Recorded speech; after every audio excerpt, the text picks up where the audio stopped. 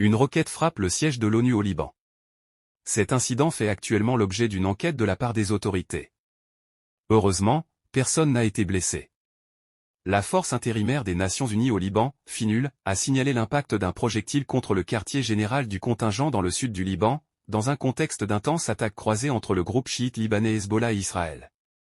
Notre quartier général à Nakoura a été touché par une roquette et nous travaillons pour vérifier d'où.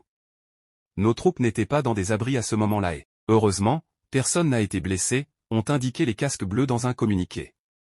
Malgré cela, la mission internationale a voulu rappeler à toutes les parties impliquées que les attaques contre des civils ou contre le personnel des Nations Unies, ONU, sont des violations du droit international, qui correspondent à des crimes de guerre.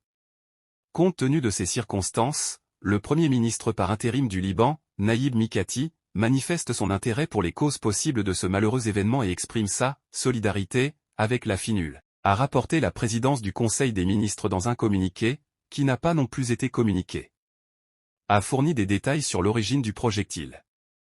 Il convient de noter que la zone frontalière entre le Liban et Israël a enregistré aujourd'hui une résurgence des violences amorcées il y a une semaine, avec au moins 5 attaques de missiles menées par le Hezbollah contre divers points du nord d'Israël, qui a répondu par des tirs d'artillerie et aériens. Bombardement.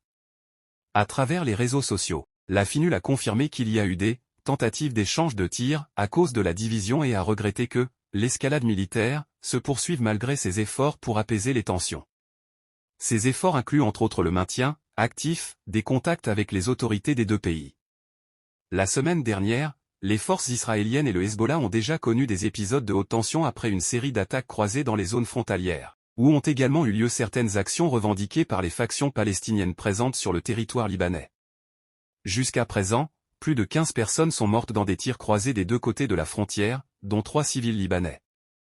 La FINUL, composée de près de 10 000 casques bleus de 49 pays différents et actuellement commandée par l'Espagne, est déployée dans la bande sud du Liban qui s'étend de la frontière de facto avec Israël jusqu'au fleuve Litani.